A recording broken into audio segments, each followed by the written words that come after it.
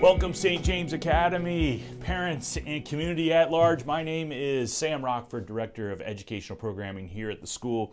I'm here to introduce a new video and podcast series detailing our new initiative in Freshman Seminar, and that is going to be teaching philosophy to these kiddos. That's right. This video series is intended to be like a parent primer or a way that we can partnership with you to explain why we're teaching philosophy to kids, how we're going to do it, how we've prepared our staff to do it. So over the next several episodes, we'll be diving deep into this topic, and I can't wait to get started. Joining me on this episode and all episodes will be Dr. Shane Rapp, principal of the school, and Mr. Sebastian D'Amico, longtime theology teacher since the beginning of the school and the teacher of the Blessed Celos Academy, which is the faith formation program for our teachers. So we hope you enjoyed this episode, and let's just dive right into the footage. Right in. We're going to be teaching these kids 4 lessons on philosophy. Yep. So why philosophy? Why now? Why 9th grade? 3 questions. Great question. So the short version, I'll try and keep it short, is our mission is to pass on the Catholic faith to the next generation.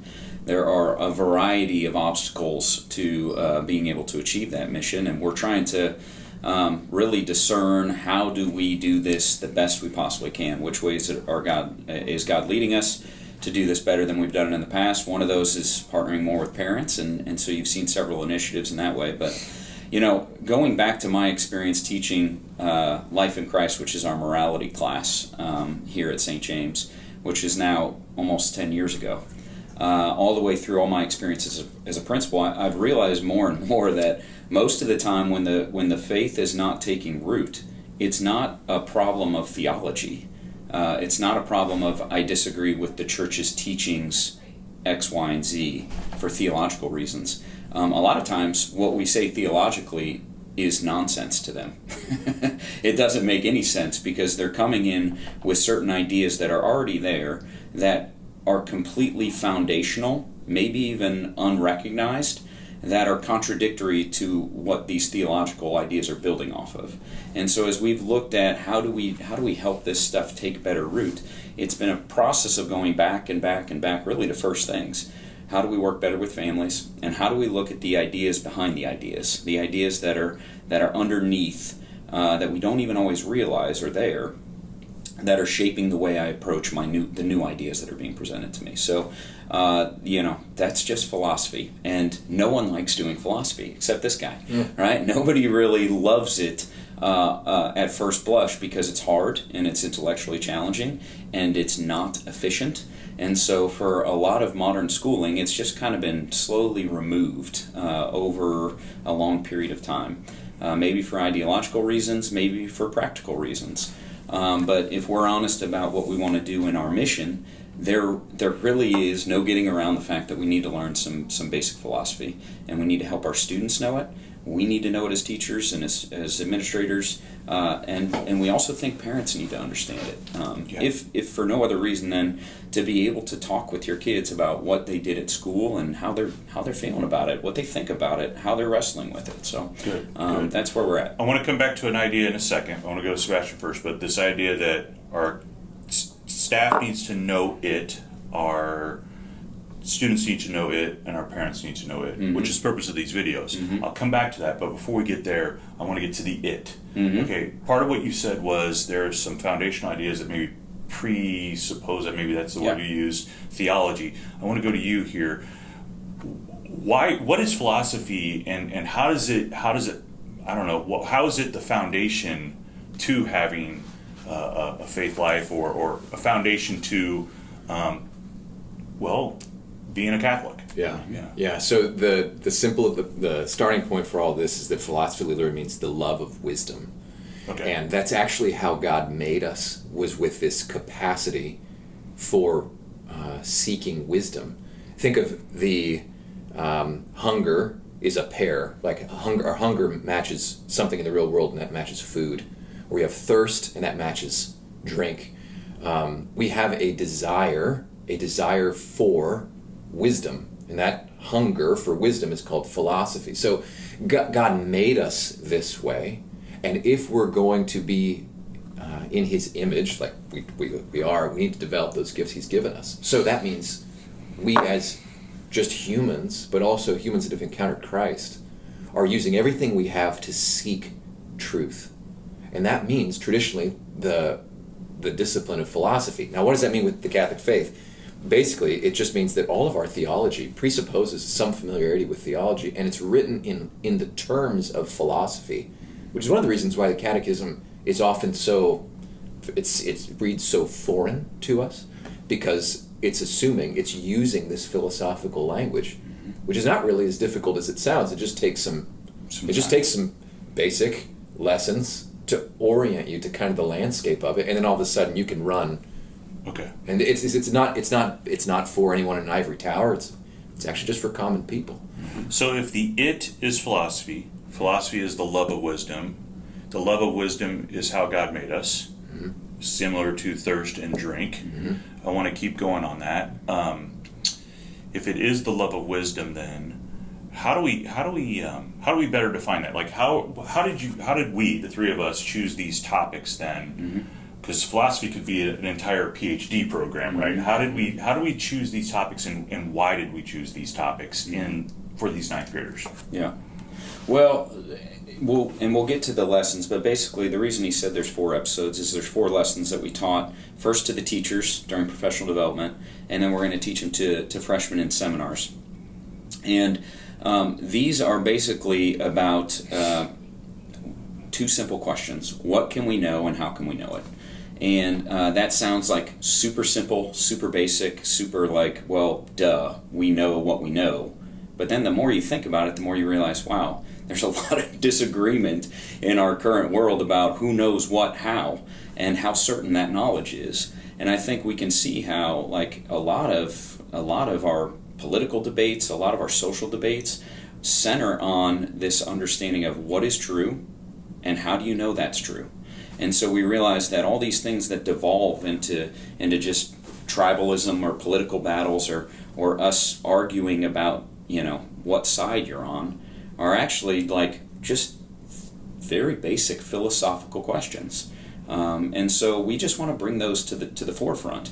A very simple question of what do we know, or what can we know, and how can we know it? That's called epistemology in a philosophy program.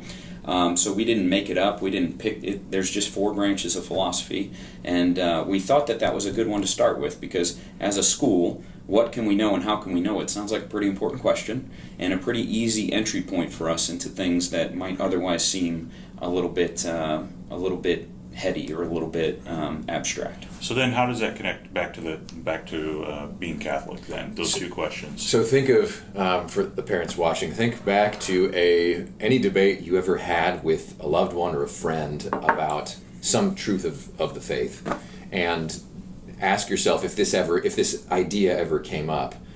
Well, you guys believe that because you're Catholic. You believe that because the church says so.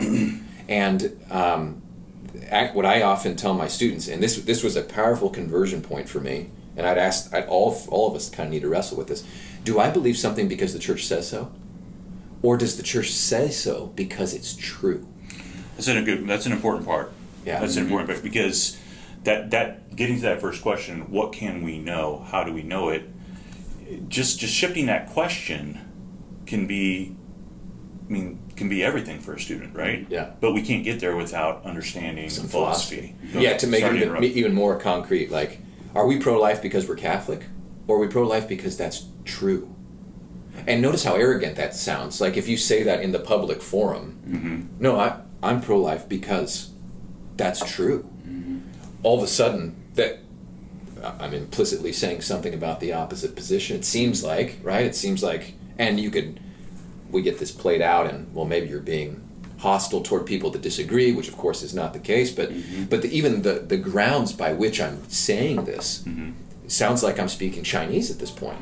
And this is basically trying to say, no, there's some elements to basic thinking that are part of the Catholic tradition.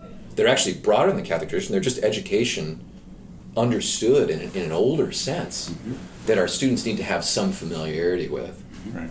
So I might also say, too, this is not going to be for all the philosophy professors out there, if there's any listening, this is not going to be a systematic walk through every philosophical endeavor. Okay. This is like a grab bag of, here's some things that for the journey that an average Catholic really needs to have some exposure to, because it's going to heal and unify the mind and the experience of school. If I could build on, if philosophy is the love of wisdom, this is like a first date.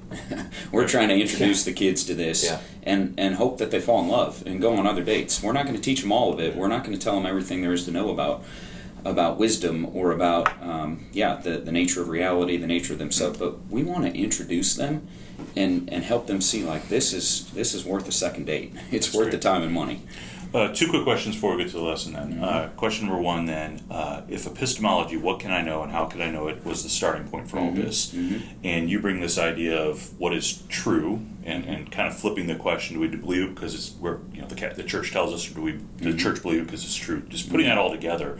The one question I have then is, we made a decision in developing these lessons not to necessarily talk a lot about the church and theology in these first few philosophical lessons. So before we get to the lesson itself, do you guys want to kind of address that? We always kept coming back to the church when we were planning these lessons, but we kept saying, okay, let's leave the church out for now. Not leave basically to say, what can we know by virtue of our reason alone, without faith, without somebody telling us what we can only know because God revealed it to us. That's the realm of faith. It's believing what God has told us about himself. But saying, okay, by virtue of what you have and I have as a human being, our reason, what can we know by that? And I think when we get to the lessons, you'll see, man, it leads us right to the front door of the church, which is beautiful. Now, you still have a choice about whether to walk through that door or not. But I think that's what's important for our kids to understand. They'll say things which are a little bit ironic, but like, you're shoving the faith down our throats, or you're forcing this upon us, which is an interesting idea for people who actually have their lives consumed in things that are manipulating them or putting things on their plate without their knowledge or their assent. But we're trying to say, hey, this is what you can know by virtue of your reason alone, and then see if it matches what the church says. Talk to the parents about what we did during back-to-school meetings for teachers and why we did it. That's I'll try and go over this quickly, which is basically we brought the teachers in over the summer to basically show we need to learn this. If our mission is to pass on the Catholic faith to the next generation, let's acknowledge that both the Catholic faith and the next generation are in crisis in America. Maybe not in Lenexa all the time, but definitely in the wider culture. And so we have to take this seriously. We have to look at the roots of that. And so we did that as teachers so that they were ready to come and learn some philosophy, not because they're going to teach it, but because we have to know it. We just do. And so when we came back, I taught 4 lessons on philosophy to the teachers, treating them like 14-year-olds. I said, hey, you get to be the freshman here, and I'm gonna teach the lessons. It's a practice run for what we're gonna do with the freshmen, but also a way to make sure that we have a common foundation. Both the teachers and the students know what's going on here. So we taught 4 lessons, and we had a lot of fun with it. And you'll get some snippets here. Hey, freshmen, thanks for letting me jump in your seminar. Thanks to our seminar teacher for letting me take over today.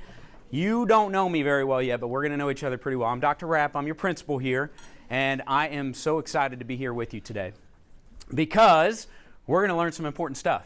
And I'm going to tell you this straight up right now. If you don't pay attention to a word I say, that's okay.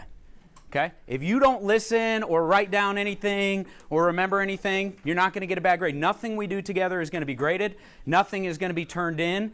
I am here because I have some things that I think are so important that I want to be here with you to tell you about them, okay? I think they're some of the most important things you're actually ever going to learn about, and that's why I'm here. That's it, okay? I'm asking for you to give it a shot. If you don't, that's okay. I think it's your loss. But the first thing we're going to do, since we don't know each other all that well, we're going to play a classic get-to-know-you game. Basically, we came in with starting with what's the purpose of school. That was the first lesson. And that lesson basically said the purpose of school is to set you free. And it later gets into what are we being set free from? Well, the answer is ignorance and sin.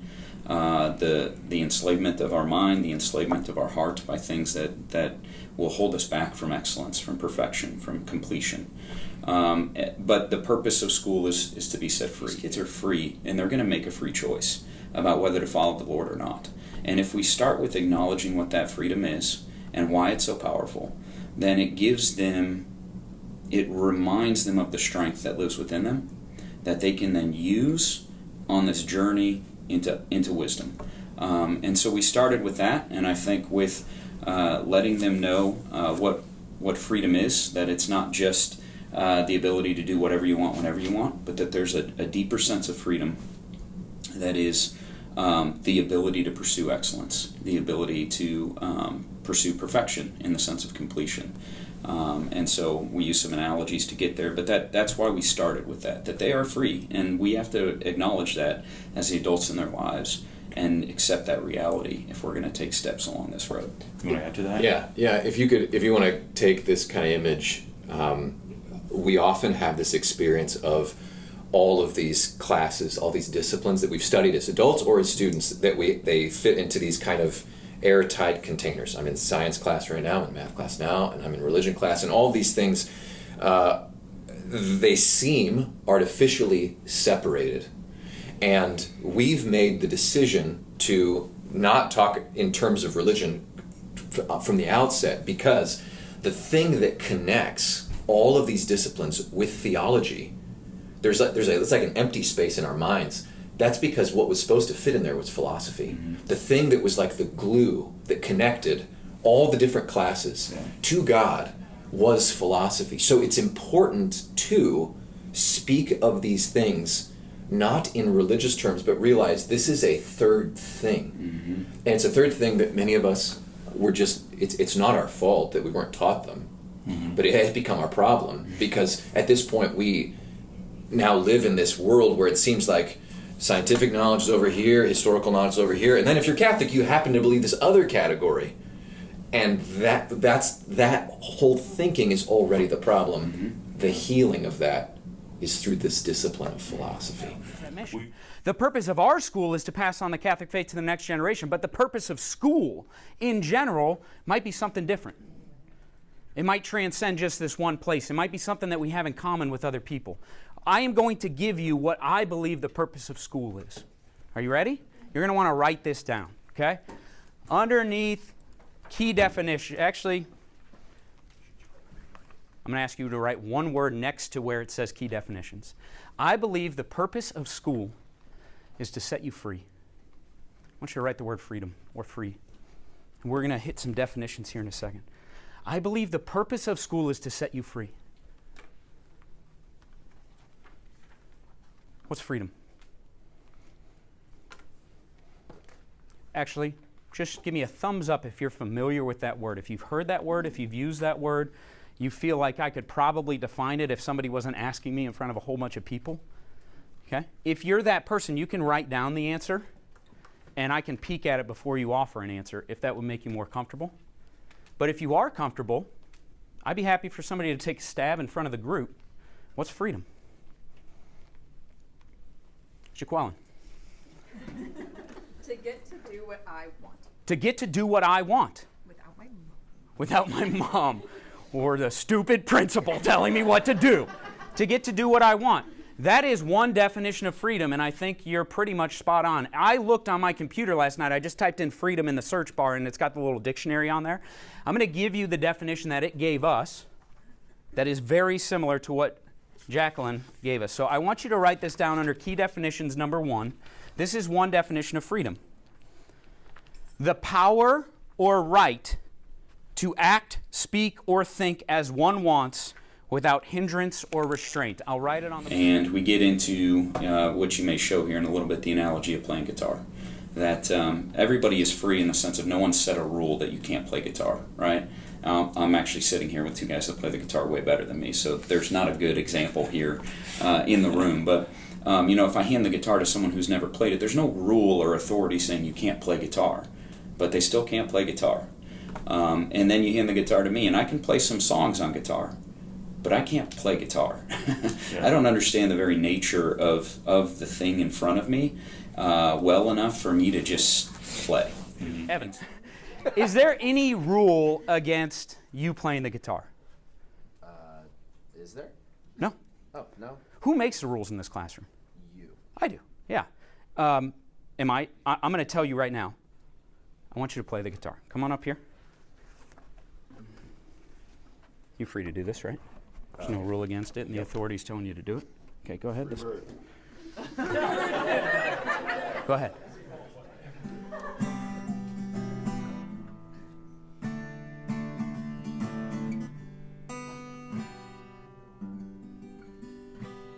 Not bad. Give it up for Evan.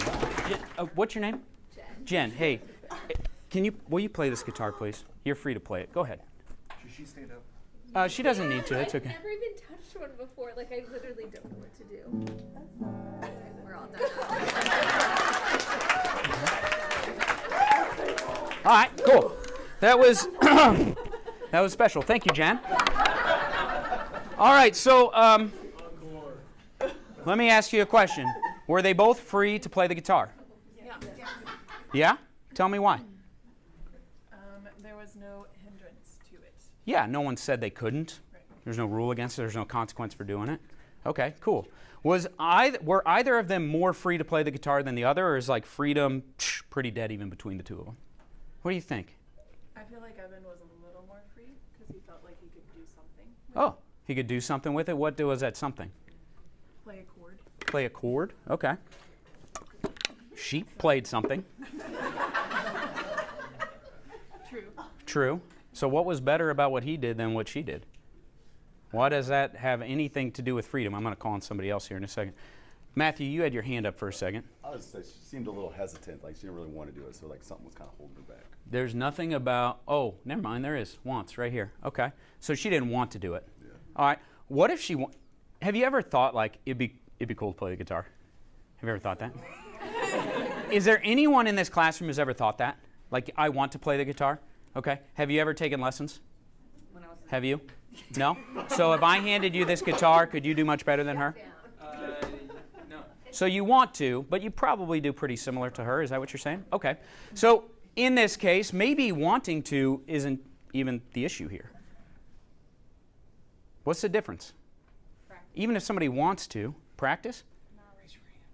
Yeah, I'm sorry. Ian had his hand up. He followed the rules of how. There is no rule. I told you. I make the rules here. But the rules of making composure that sounds good, there's guidelines to that, at the very least. I would call those here the rules. Okay. Seems like maybe we need a definition of what a rule is, but I'm going to set that off to the side for a second. He knows how to do it, doesn't he? And he knows how to do it well. At least pretty well. He can play some chords, okay? I can play some chords also, right? Right? But I'm actually going to say really quickly, I don't know how to play the guitar. I know how to play some songs on the guitar, but I don't know how to play the guitar.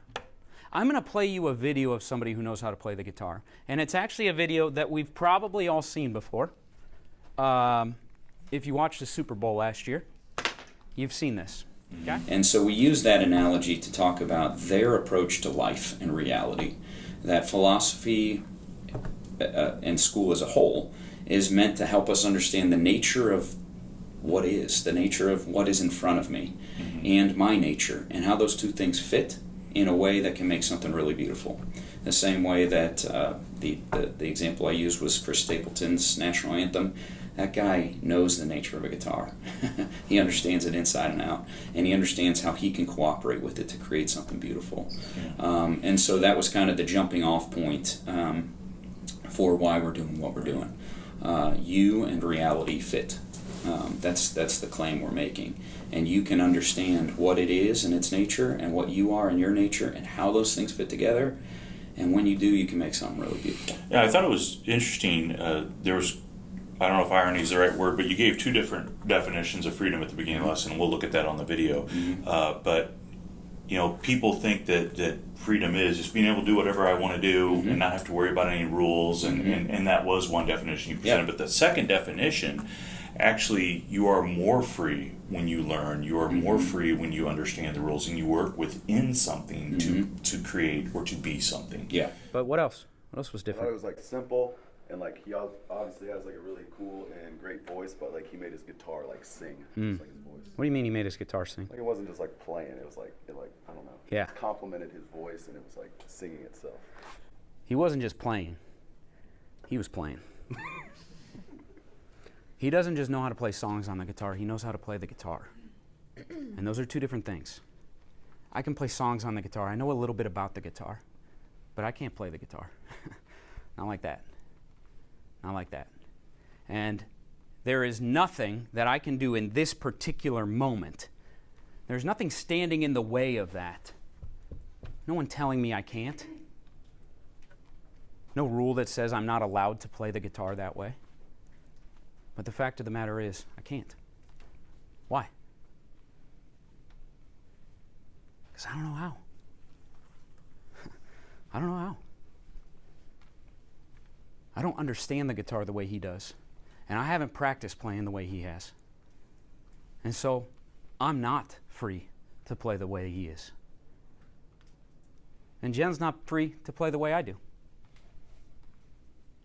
There's a certain kind of freedom that is different than just somebody telling you you can or can't do things. Now, one of the funny things that we're going to talk about is in the English language, the same word can mean lots of different things. And so, yes, this is a valid way to use the word freedom, but it's not the complete understanding of what freedom is. I want to give you a different definition, and this is the definition that I mean when I say that the reason you're here at school is to be set free. This is the definition I want you to write down on number 2 for key definitions.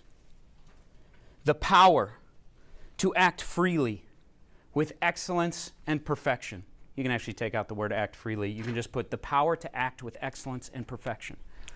Yeah, one of the difficulties, and this is one when people think philosophers are being difficult, but one of the challenges we face is that one word can mean multiple things. And really, one of the simplest things that we can do is really work on what do you mean by that word? What do you mean when you say Defining terms. And so freedom can mean doing whatever I want. That is one meaning of freedom. But there is this deeper, more ancient vision of freedom that we looked at, and it's important to tease out the difference there. I mean, the idea, I think, also is important to ask then, okay, so if there's these two kinds of freedom, what is the freedom that we're talking about? Mm-hmm. What is it about the human? What is it that God has made us for? Mm-hmm. And I think maybe the best way to articulate this is the following. If you were to look at an animal, like say an ox, and ask, what is that thing meant for? Mm-hmm. You'd say, strength. Mm-hmm. If you look at a bird, you ask, what is that thing meant for? And you'd say, that thing's clearly like an eagle. That thing's meant for hunting and hunting while it's flying. Mm-hmm. Its eyesight, its claws, the talons, all these things are built for this. Mm-hmm. If you look at a fish, you'd say that thing's meant to swim. Mm-hmm.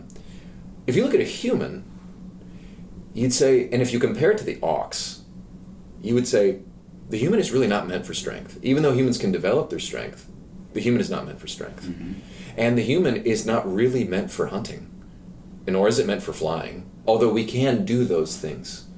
But what distinguishes the human animal that's actually comparatively weak, it's not meant to live humans aren't meant to live in the Arctic. We don't have the fur for it. We don't have anything for that. But what makes the human distinctive is its mind. Mm-hmm. And it's through the mind that we're actually able to hunt in some ways more efficiently than an eagle. We're able to be stronger than an ox or invent things that far outstrip the ox's strength. Mm-hmm. It is in these things that we're actually able to swim deeper and farther than any one particular fish, perhaps. So then what we're going to ask then is, if freedom, like the ox is going to be free when it develops its nature to be an ox, mm-hmm. to be strong. The bird is going to be in nature when it is going to develop its nature, is going to be free when it develops its nature to fly. And the human is going to be the most free when it develops its mind. Mm-hmm. So then that's the question, like how, and once that mind is developed, that is going to inform everything else the human does. This is the tradition behind philosophy, is to say we want to develop the mind to do these things that really only humans and angels can do. Mm-hmm. All right, folks, well, that concludes episode 1, which covered the first lesson, part 1. Hope you join us for episode 2, which will be the first lesson, part 2, where we will continue defining our terms and talking about the purpose of school. Just a brief note, this first episode was going to be the longest. It's about 29 or 30 minutes. We will keep the second, the third, fourth, fifth episodes much shorter. And another thing, the production will get better as well. The audio here was not too satisfactory, but the audio gets great in further episodes, especially episode 3 onward. So we hope you continue and enjoy it, and thanks for your time.